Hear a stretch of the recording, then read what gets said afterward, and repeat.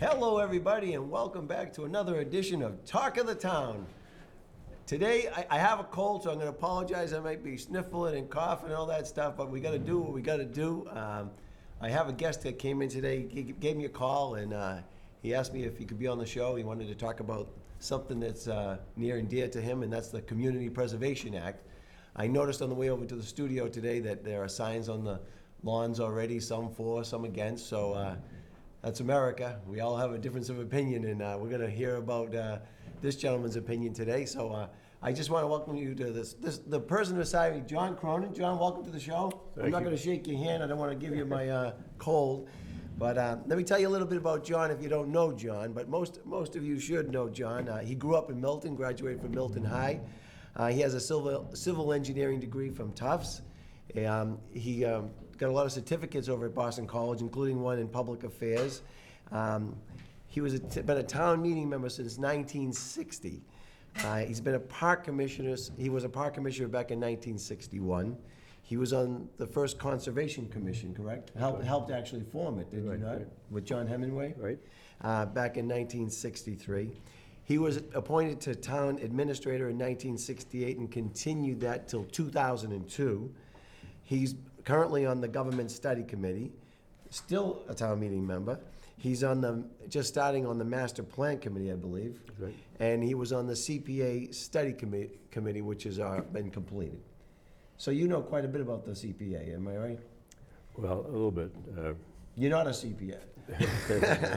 Hey, I ran into a friend of yours, John Hemingway, this weekend. He was down from Vermont, and he was the gentleman that was on the Conservation Committee with John Cronin. And they, if you ever looked on the other side of Milton over by Unquity Road, the dam and everything, that was all because of your efforts, yours and John Hemingway's efforts. So that helped prevent a lot of the flooding that would probably have occurred down the parkway. That's right. And so there's some things, he's really made a difference in the town, and he's quiet about things, you know, but he is John Hemingway told me, anything that John Cronin is in favor of, I'm in favor of. That's what he said to me. And so we're going to hear from John Cronin. He's got a lot to share with you, and we're going to talk about the Community Preservation Act. And so, John, go ahead. Let's talk about the Community Preservation Act. Just going reminiscing now about John Hemingway, who's about 86 years old now, and he was a mentor, truly a mentor to me in the area of environmental activity. But you have to also give credit to Judge Hurd. George Hurd, John Hemingway, and I think it was James D. Fitzgerald, who passed away now, but he later was a commissioner of public works under Governor Peabody. And Governor Peabody. The four of us went to see the Board of Selectmen one Thursday night to present them with a suggestion that they put an article into the warrant in probably 1962 to establish the Conservation Commission. Other towns had already done so. It was a state act that was available. And I remember I think the selectmen were with Bill White, Francis Brooks, and either Dan Duggan Sr. or Ralph Kent. But I could recall very distinctly the very distinguished selectman Francis Brooks. His reaction was, "Well, we already have too much government." Sounds like what we're hearing on the TV today. It is, but he came around and he supported it, and of course he was a wonderful civic leader in our town, having served on the warrant committee as chairman and serving as first chairman of the personnel board, and of course the Milton High School's football field is named in his honor. So that was just a. And Judge Hurd was the chairman of the fireworks this year for the 350th. Chairman of the fireworks this year, and he was the promoter of the fireworks 50 years ago. And he's a hell of a nice man. Oh, he's a wonderful person. Yes, very nice wonderful. Man. So that's my remembrance of the establishing the Conservation Commission, which has done a lot of good things, and does yeoman's work now in protecting the wetlands. I see a article in today's Milton Times about John Cannon trying to be careful about tearing down parts of 131 Elliott Street, and we're very fortunate to have him as our chairman of our Conservation Commission today. A very eminent attorney who donates his time to that task. So. You donated a few hours to the town. Well, I did. They recruited me into going to work for the town. I should be retired now, fully retired. 11 years ago that I. You've been busier than you ever were when you weren't. It's mixed up. I'm supposed to be fishing and gardening.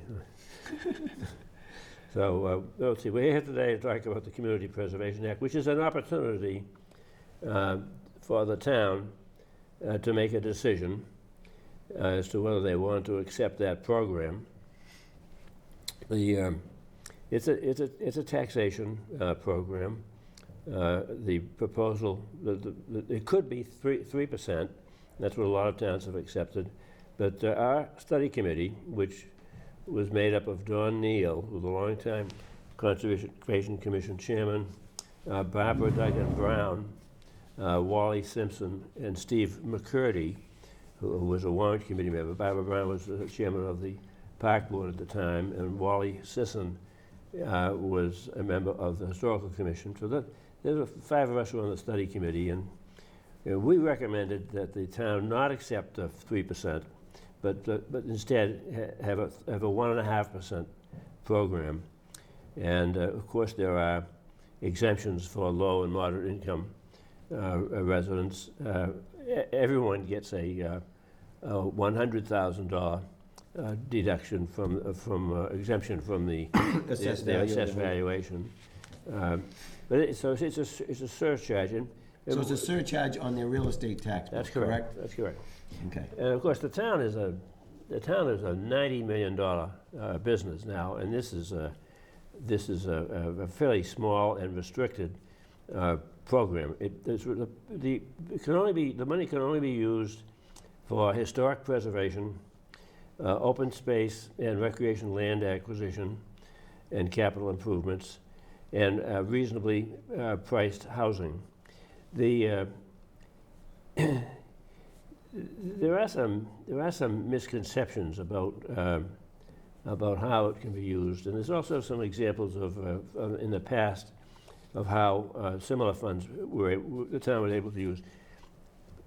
Governor Cellucci, a Republican governor, signed the CPA law into effect in the year 2000, and the reason he and the legislature adopted this program was that Proposition 2.5 set a cap on how much the town could spend, and the cap, which has worked well, can only be exceeded by an override, which Milton has done to build the wonderful new schools that we have, and for some operating constraints that they've had in the past.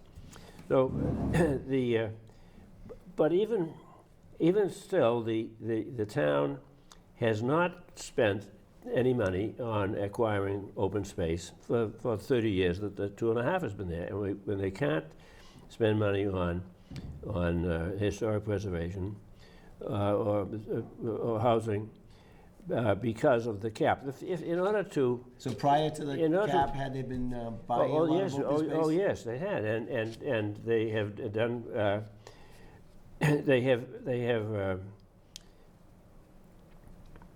They've done a lot of interesting things. It's sort of like a discretion. Do they have discretionary expenditure? Well, yes, they do. The opponents say, well, yes, the town has the capacity to spend money beyond the 2.5, or by an override, or by laying off teachers, firemen, librarians, or library assistants, or teachers' aides, and that in effect presents a barrier for making these discretionary expenditures. So the Governor Cellucci's program provides a very narrow and restricted area where the town can make those investments. Now, Okay, to make and what are those areas where they can invest? the historic preservation, open space, Okay. affordable housing, and athletic field, Parks and recreation, play fields, okay. and that the playfield measure was added this summer in July, and it was supported by all of our state representatives and our state senator. They all voted in favor of this change to allow playfields. And this opens up great opportunities for the school department because it includes their facilities. It includes the park department's parks and athletic fields. And these are areas where they haven't been able to make investments. And that would include irrigation, turf, loam, seed, all the things, backstops, all the things that are necessary to have good athletic fields. And to maintain them. Yes, well, they cannot use money. They cannot use money for maintenance. Okay, They so cannot it's like use money capital improvements. and they cannot use money for artificial turf. Okay. They can prepare the site, but they can't buy artificial turf. That's prohibited. And they can't buy portable bleachers, for instance. It has to be permanent improvements. Okay. In those areas. So, what other towns have looked at this program and decided in favor of it? Well, it's impressive that a lot of the towns that we like to compare ourselves with, Belmont, Cohasset, Concord, Duxbury, Hingham, Lexington, Needham, Wellesley, Weston. These are towns that are similar to Milton in many ways. We compare ourselves with them. We compare our school teacher salaries and firefighters and police salaries with those towns because they are similar. And they have all of those towns have accepted this program. And in addition, Quincy has accepted it, and Randolph also Randolph, yes. and Randolph has been doing some very positive things with it. So it's something that the opponents would kind of scare people away from it. This is not like the question of whether or not to accept the or continue or repeal the Bush tax cuts. It's not a big, huge issue. It's a community thing. It's about whether or not we care about Milton, the character of the town, and it is something that I think people should really give some thought to it because there are distinct benefits to our town if we adopt it. Sure, and the Quincy, the Thomas Crane Library was rehabbed That's from correct. those funds, and many people from Milton have gone. I've used that library. It's before. it's a great library. Especially when ours was being rebuilt. The head librarian was from Milton there for many years. You had a train of thought there. You were going to say something else. Well, I cut you off. I think the scare thing is interesting. People are portraying the CPA as something that is going to induce 40B. Oh, okay. Proposals for the town of Milton, and, Right. and that's really Well, for those who are ignorant of what 40B is, can you share with the audience? well. what 40B is? Again, the Republican governor signed into law a program that requires every town in Massachusetts, every city and town, to set a goal or to have a goal. They impose a goal of 10% of your housing in the community Must be affordable. must be affordable. Now, Milton was proactive in that area a long time ago under the leadership of Reverend Monsignor Ralph Gallagher and Dr. Prescott Winterstein at the First Parish Church, and John Day, Father John Day at St. Mary of the Hills, and Father Curley at St. Mary's, St. Elizabeth's. They were proactive and they organized what they call Milton Residences of the Elderly in the 1960s. And I was recently looked at a 1960, I think it was 61 town report, and they reported each church giving their funding seed money to create this organization to provide housing for seniors in Milton. And I was interested to note that St. Agatha's Parish gave twice as much money for seed money into this effort than any other church in the town. And I think they could be very proud of that. Sure. So what did they do? They built the Unquity House 140. The Milton Residence Fund did? Milton Residence. That's the one that Diane Ferrari? No. This is Milton Residences for the elderly, Oh, okay. and they own Unquity House, and they own Winter Valley. Winter Valley, okay. And at Unquity House is 144 units. I've recently been in that building. Just a beautiful building. It's a wonderful place to live, and it's convenient. You can walk to the T station there, and you're right on the Neponset River. It's a very nice setting and a very nice facility. But and Winter Valley has, I think, a like number of units. So there are well over 300 units of affordable housing. So that's all based on that original 40B? And people, no, this is before 40B. Okay. And people 40B promotes that type of housing. Now, most of this housing is affordable. 40B, only 25% of the units are affordable. Oh, okay. So now let's look at Miller Ave is all affordable. It's a very nice neighbor. There's no problems over in that neighborhood because it's an affordable facility. And Fuller Village is 25% affordable. And it's seamless. People don't know who's affordable, who's not. Fuller Village is a prime place, fully occupied. So what's the percentage of affordable housing that Milton currently has? Well, we're in the 4%, So we're still less than half 4.5%. than what the state Just a wants. little less than half. But the Community Preservation Act, if it was in hand, would allow the town to develop a housing plan, which, if accepted by the town and if adhered to, allows you to fend off, to prevent a 40B contractor from coming, or developer from coming into Milton. Now we have one 40B contractor right now, developer right now, who has made a proposal for what they call Meg Lane, which is between Reed Street and the town yard on Randolph Avenue. So That's where the Golden Spur stable is? No, it's across the street from Across the that. street, okay. All those houses along the same side as It's the... behind those Okay. houses. And there's a big, it sort of looks like a lowland, and the Conservation Commission is working on where the wetlands are. Okay. But that's an area where a developer, who I believe may live in Milton, is proposing to build affordable housing under 40B.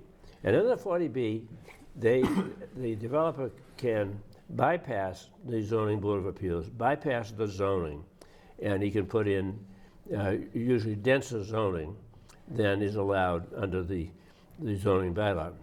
Now, there's another one that we just heard of recently called Mill Creek, and they are seeking to get options on land across from the on Brush Hill Road, across from the Milton Healthcare Facility, which is at 1200 Brush Hill Road. The Flatley property over there? It is not Flatley property. It's across from Flatley property.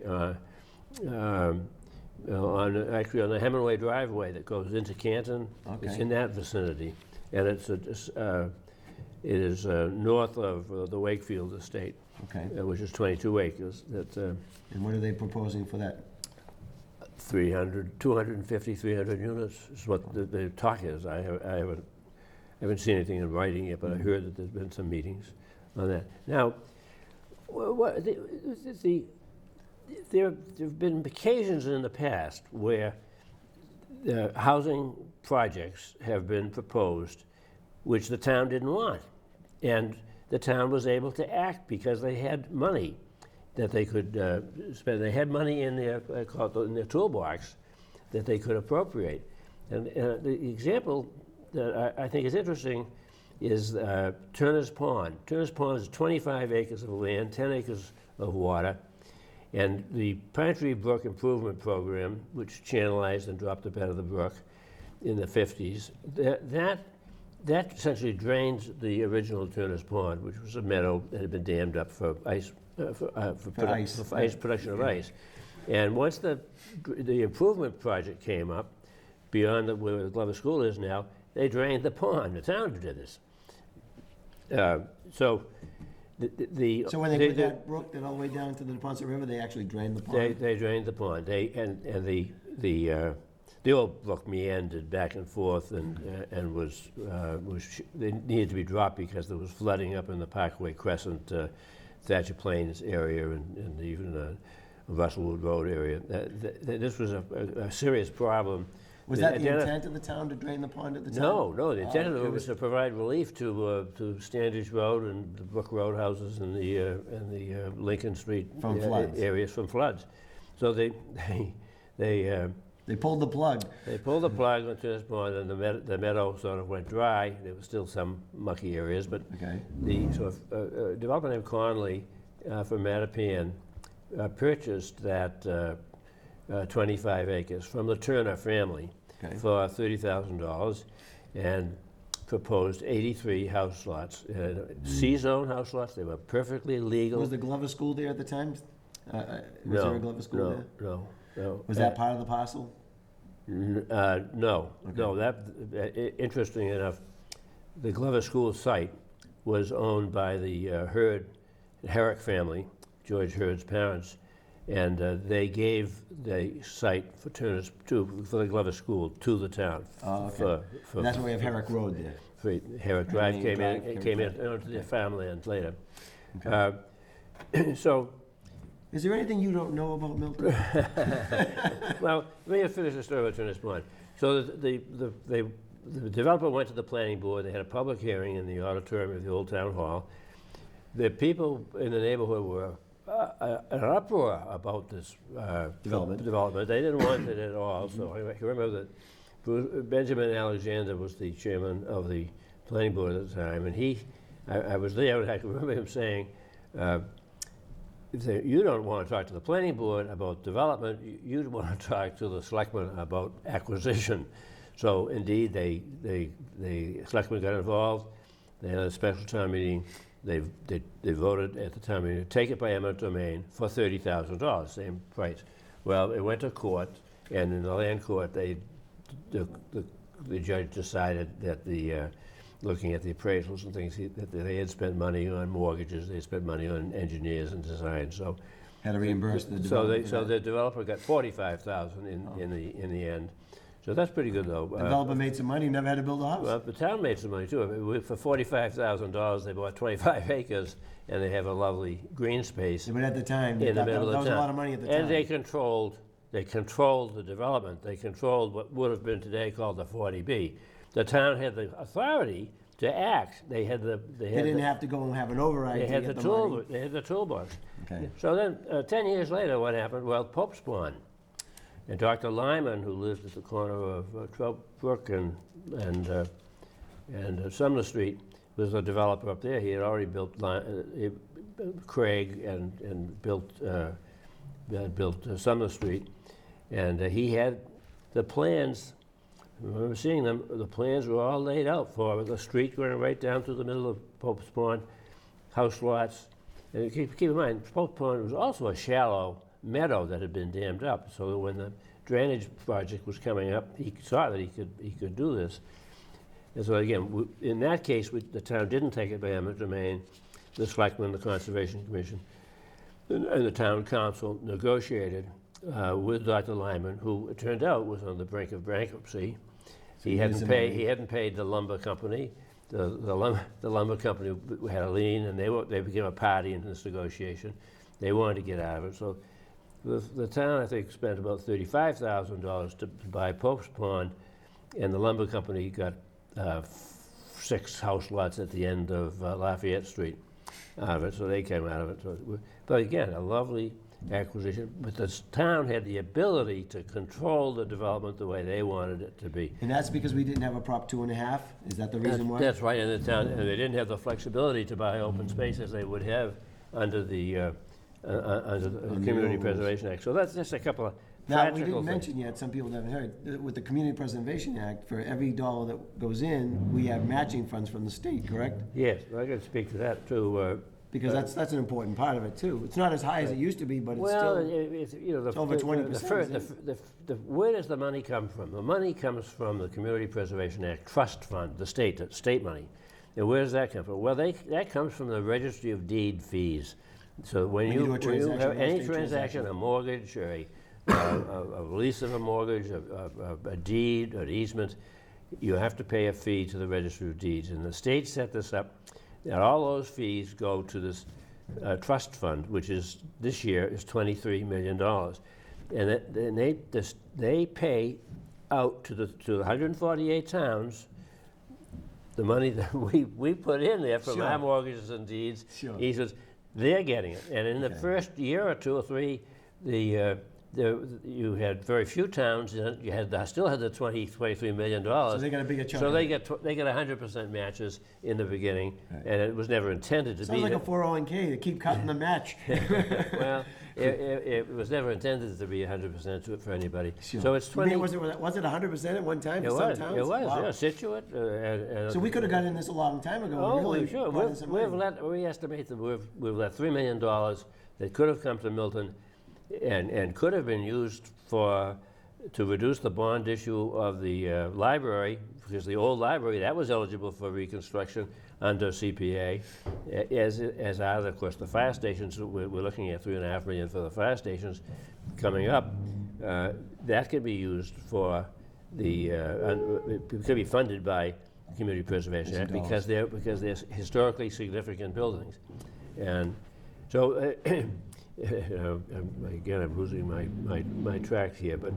Well, we're talking about Pope's Pond and using it as a tool. Right. So the key is, you're saying some of the opponents of the Community Preservation Act are concerned about 40B housing, where you're saying by having the Community Preservation Act, it can be a tool to help give us a negotiating seat at the table when we're dealing with a developer, so that they just don't go helter-skelter. If in fact there's a proposal up that we don't like, and we want to push it back for further deeper setback, we can acquire the deeper setbacks from them. We have the resources to negotiate with.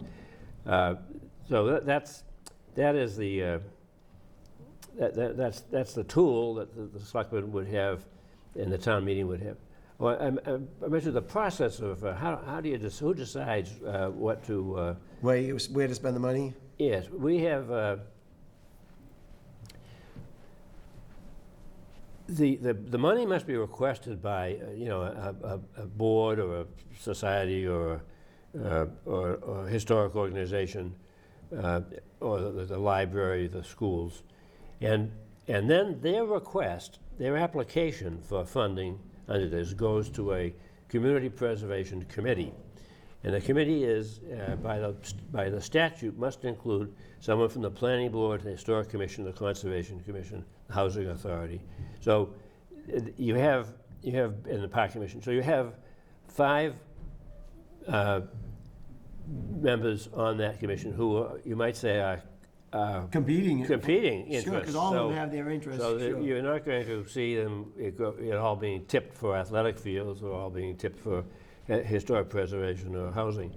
So then the town, by a bylaw, may decide to appoint another 1 to 4 ad hoc members. So the maximum would be 9. But the applications go to this committee of 6 to 9, and they have to make a recommendation to the town meeting, to the warrant committee, really, of where they recommend that those funds be put. Now, those recommendations are fixed. Once they decide what their recommendation is, then the warrant committee reviews them, and they can recommend. They agree or don't agree, or they can agree to a lesser amount.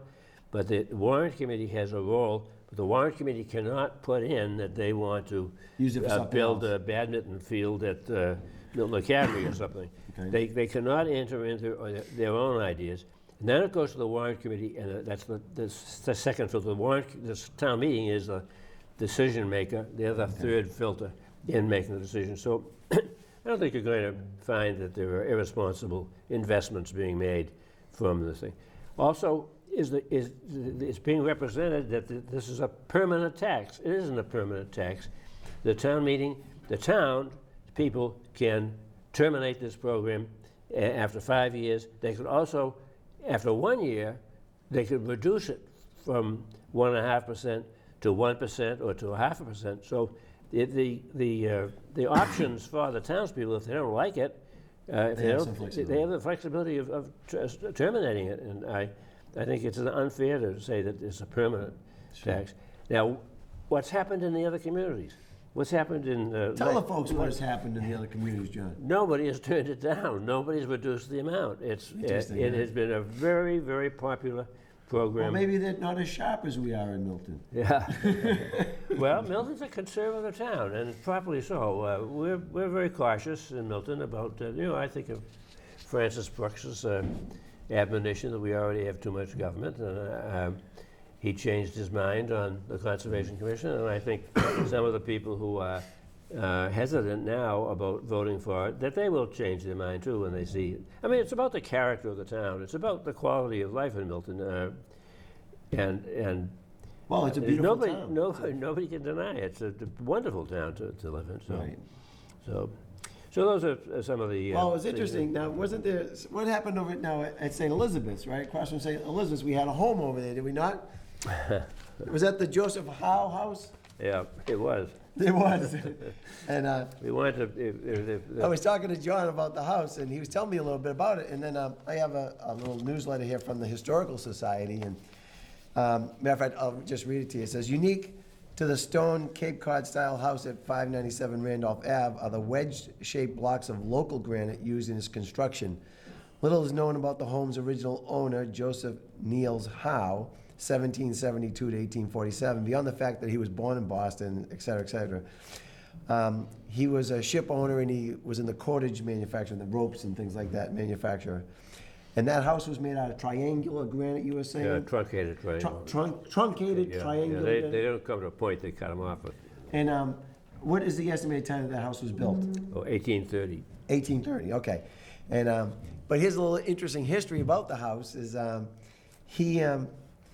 his son, so let me see here, his son Samuel Gridley Howe of Boston was a well-known abolitionist and social activist. He left his mark in history. He was the founder of the first school for the blind in our country, the Perkins School for the Blind. I didn't know that. But his wife, Julia Ward Howe, she was active in the women's rights movement, and she was the beloved author of the Battle Hymn of the Republic, which she was paid $5 for. So there's a little history there. But the home became a private residence, and then it was purchased in 1946 by the Archdiocese of Boston. Reverend Joseph Keenan. And it was used as a rectory for the newly established St. Elizabeth's Parish at the time. And now in the brochure it says, today the future of this 200-year-old house, which has stood unoccupied for a number of years, is uncertain. Well, I'm ready to report to you folks that the future is certain. The house is gone. I called John, I was talking about it, I said, well, if they really need to clear the lot for development or whatever, is it possible that we could move the home? Now, it's a stone home, pretty heavy. I got a hold of a company over in Boston, and this gentleman, I talked to John last Thursday, and John told me that they have the rights, the demolition rights were granted for this home, and this was the only structure like this in Milton, is that correct? Yeah, the only cape, the only granite cape in Only Milton. granite cape in Milton. And so I called the guy and I said, well, what if we could find another location? Like they moved the Suffolk Resolve. Yep. So he says, I'll come over on the weekend and I'll tell you what kind of money we'd be talking about. Well, he calls me on Sunday and he says, the house is gone. So he went there on Saturday, the house was gone. I saw it on Thursday. So Friday, when did they get the demolition rights? On Thursday? No, I think Monday. On Monday, maybe, 2 days before. a few days before that, but the house was gone before the end of the week. So we don't have an option now. So folks, sometimes there's gonna be opportunities, and if we had a tool like the CPA with some funds in it, that might have been influential in this particular situation. And so that might have preserved that home, or might have moved that home, or whatever, but there are gonna be other things down the road. We don't know what those are at this time, but it would be nice to have a fund that we could turn to when we had a particular need. Now, John, when I'm talking to you and you mentioned the 40B and you mentioned that it could be a tool to help work with these folks, could some people interpret it as the CPA funds would actually prevent affordable housing? Or, I mean, Well, could it be good. as At Turner's Pond, there was an undesirable housing proposal, and the town was able to act and was able to take it by eminent domain. So certainly, So could that's people- that's one extreme Okay. that could be done on a 40B proposal. But another one would be to negotiate with the proponents to be sure they had the setbacks the town wanted, they pushed back from the street. I mean, the fact of the matter is that Quistit Brook, Pine Tree Brook Homes, Home Inc., Fuller Village, those higher density facilities, and Winter Valley, all of those are set back 150 feet from the street. And in most of them, the parking is also 120 or 130 feet from the street, because that's what the town wanted, that's what we put in the bylaw, and that's what they complied with. And those types of restrictions make those higher density facilities acceptable, very nice, very lovely. They're not in your face as multifamily And it houses. doesn't change the character of the town. Preserves the character of the town. Right. But without when they well, so I think it's clear that the town would have the tool to work with people making these proposals, and we can't control this. Bob Hannon, a friend of mine, wrote on the stories in 02186 about the rectory, the Granite Rectory, and he correctly said, we have to respect property rights. Sure. We do Sure. have to respect property They rights. own the He's property, absolutely right. correct, and he's a good engineer, and he knows about that. But I think that if we had the right tools, we could work with it, and good engineers could help us arrive at sensible solutions. I mean, at the rectory site, we had a problem of, I think, a problem of leadership on both sides, on the church side and on the town side. The church had the pastor. He had some advisors, local advisors. He had the diocese, the manager of properties. They had hired a real estate consultant from Colliers, Meredith and Grew, a very fine firm. They hired a lawyer from Waltham to demand the demolition permit. I mean, they had a whole collection of people were in contact with the town. The town, on its part, had the planning board struggling to try to revise a plan that would be acceptable to the church and to the town.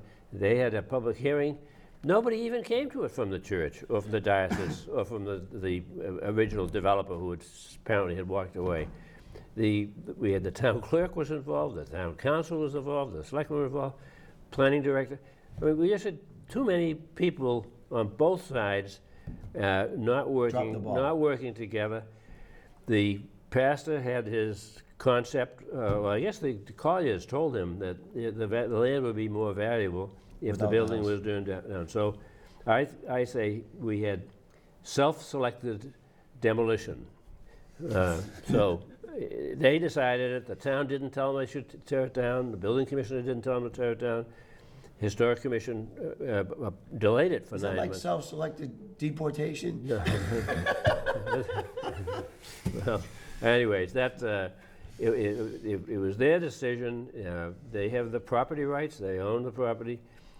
There were those of us. I mean, my family was an original member of that parish. We made clear our views to the pastor. There were others who I believe made their views known to the pastor. And he made his decision. We don't agree with it. We think there was value in that, keeping that granite building. He was hung up on because he told people it had to be residential. Well, there was a dentist who offered to buy it and restore it, and that wasn't residential. But if he kept it inside the inside of the granite structure, it seems to me that was pretty acceptable. The Father Curley had allowed a medical office building, a medical practice to be inside that building. Nobody seems to be upset. They got a variance from the Board of Appeals for Dr. William Dolan, orthopedic surgeon who had his practice in that building for quite a while. And this whole thing is just a tragic conclusion. Disappointing. Yes, it is. Yeah. You know, this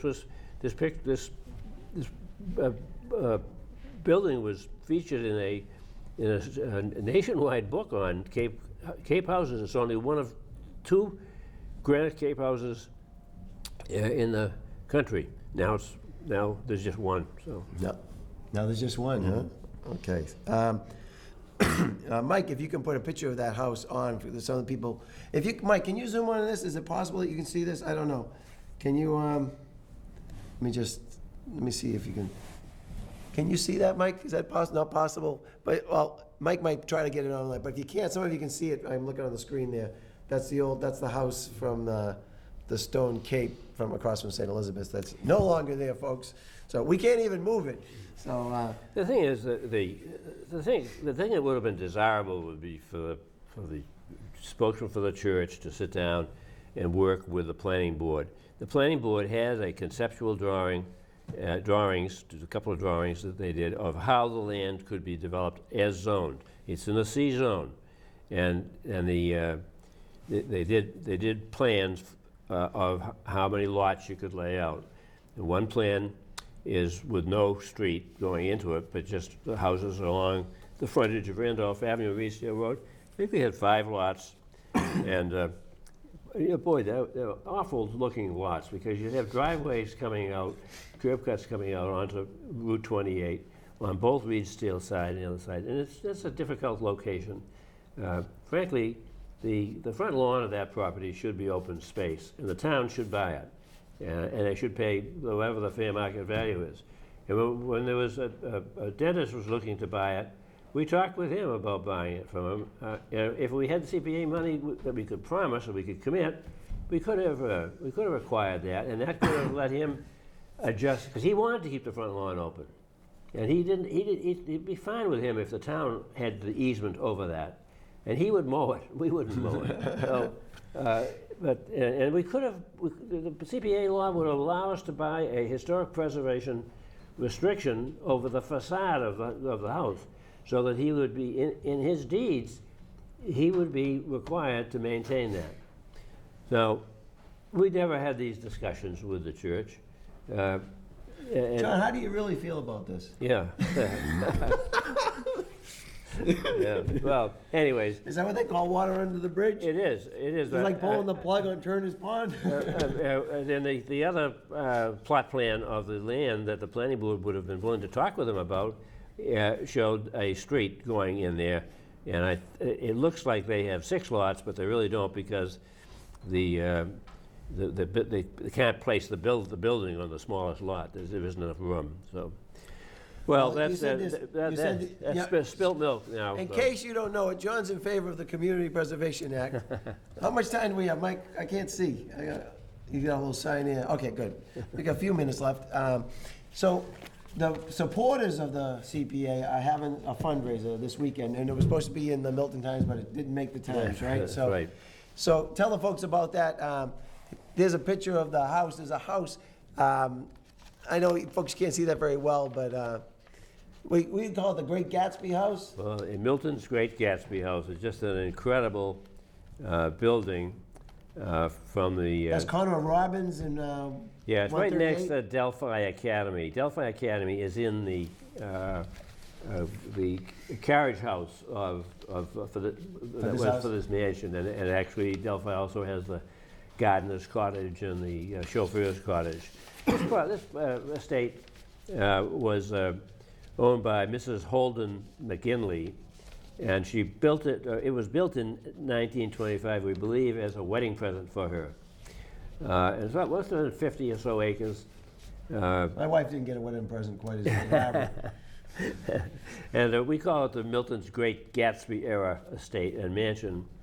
It'll be open this Sunday, October 21st. So some of you might be viewing this after the fact, so. Oh, okay. Okay, for 2, if you catch this in time, from 2 to 5 with a reception and a tour, it's a, let me describe it to you, it's a 12,169 square foot house. Now, you know, a lot of houses in Milton are lucky to be 2,000 square feet. Whitewashed brick colonial mansion with views of the Blue Hills is now set on 2.5 acres. Has an extraordinary terraced landscape, walled gardens, rilled garden, water elements, pergolas. There's an in-ground pool. Now the gardens that were designed by Ellen Biddle Shipman, who was the Dean of Women Landscape Architects of that period. I think she died in 1950. And the architects for the building were Bigelow and Wadsworth, and they designed in the late 1800s what they called the Gilded Age. They designed buildings for wealthy families in Bar Harbor, the Hamptons, Manchester by the Sea, and Newport. And there's another one they built in Milton on Milton Street, and it's on the property where the Mustows have a lovely home now. But that house burned down, I think, in the mid 1960s. And that was Richard M. Saltonstall, who had some association with the Milton Academy and their gyms. It's a lovely Georgian mansion here at the address is 582 Blue Hill Avenue. Has 6 bedrooms. Most of them have a sitting room or a study associated with Well, don't you have that in your house? and fireplaces and en-suite bathrooms. The it has all the classic features. A 3-story sweeping spiral staircase, which is skylit. The top of this big open stairwell has a big leaded glass. They were trying to save on their electric bill when they built it. Yeah. Well, it has a paneled library, 12 bathrooms, 13 fireplaces. You don't have to walk too far. 14 rooms. You gotta go. Large windows, and 2 dumbwaiters, and they have The waiters are dumb? Yeah, That's an awful yeah. thing to say. Intimate nooks and closet spaces, and a tremendous amount of built-in storage. Built-in storage, yeah, they the, can store a few things there. The 30-foot by 35-foot dining room, great big. It's the biggest room in the house, where the reception will be held. It has a unique Moroccan ceiling. Are they in favor of the CPA Act? Oh yeah. The owner has been very nice in letting us to have this as an open house. So it's a fundraiser, so Yes, it is. how much is it to go to the event? $100. Per person? Right, per person, yep. Are you sure that's per person? Yes, I am. Okay, so $100 gets you a tour of the house? And the gardens, Do you get dinner? Is dinner on that table? Oh, you get some finger food and I get some some wine. finger food, so, okay. The kitchen has been modernized with smart wood cabinets and I've never seen this before. Copper-covered counters. Copper-covered? Covered. You know, very bright, Counters. bright copper-covered. There's a floral arranging room on the first floor where the have a florist window, would deliver the sure. flowers, or the gardener bring them in, and they'd make up the bouquets that they put around. And they had a nanny's apartment on the first floor because the nanny was part of the family. And the help was, of course, on the top floor. The maids and cooks and They people. got the better view. It's beautiful. It's a stunning house. And it won a landscape design from the Massachusetts Horticultural Society. Are you gonna be there, So, John? yeah, I'll be there.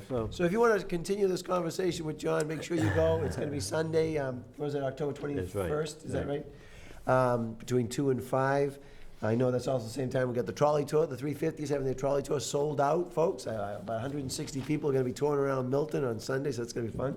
So another 350th event. And we have the 350th Gala coming up in November, the weekend, the Saturday before Thanksgiving. So you'll be watching the Milton Times and the website for information on that. So that's going to be another great event in town.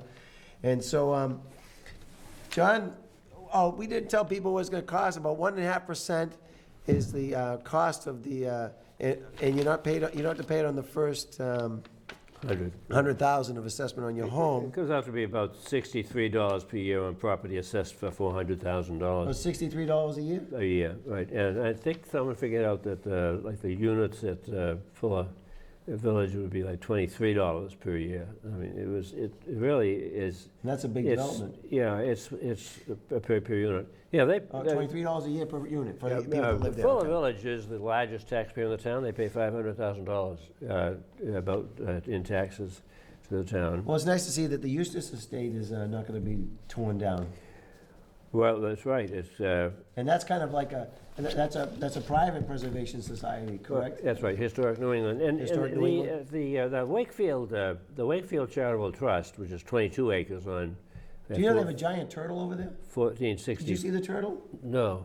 The Wakefield Estate. Oh, that's good. There's a giant. I'm talking a giant Well, turtle. they have a little pond, and it drains off of Big Blue, but they make a payment in lieu of taxes Do to they the really? town, and Will the Eustace Estate make a payment in lieu? I have talked to the president, Caldo. You're already nudging them, I eh? gave him a nudge, but I You're a didn't nudge. get any commitment out of it. Will that but be it able to is- be used for community events and things like that up Well, there? I believe the William Eustace House, which is we call Bob Quinn's house, that I think is going to become a education headquarters, and the mansion will probably not be as active as it would be open houses and things there, and for the students to use. But I think We're talking about the Eustace Estate on Canton Ave. You see it when you look through the carriage house and you look up and you see the mansion up on the hill. that's right. The Fieldstone Carriage House, And across the street, the guy from Bigger Breads, cupcakes, Keith and Dina own the house across the street. That used to be the Calban. cow barn. And in their main, he calls it the football room. He kept the stall, the bullpen, literally is a bullpen that he built a spiral staircase comes out of. So you enter the bullpen and you go up to a balcony. So it was pretty creative. That's cool. I was with homes for a long time. Yeah, but we're running out of time, John. We got about a minute left. So anything else you want to say to the folks at home? I'm talking to John Cronin here. My name is Brian Kelley. You're watching Talk of the Town. We've been talking about the Community Preservation Act. Where can people go if they want to find more information about the Community Preservation Act? Preserve Milton is the website. It's called preservemilton.org, is it? Right, preservemilton.org. Preservemilton.org. You can see some of the information we were talking about today, and there'll be some statistics about it and things like that. If anybody who wants to endorse it, they'll be happy to contact us. There are many endorsers of the act, and you can put your name on that if you'd like to join that. Well, fabulous, and they'll probably look for a place to put a sign on your lawn if you want to let them. So, hey, we'll see what happens. It's going to be an interesting election day around here, isn't it? Brian, thank you very much. Mr. Cronin, thank you very much. Folks, thank you for watching Talk of the Town, and we'll talk to you again soon. Have a great day. Bye-bye.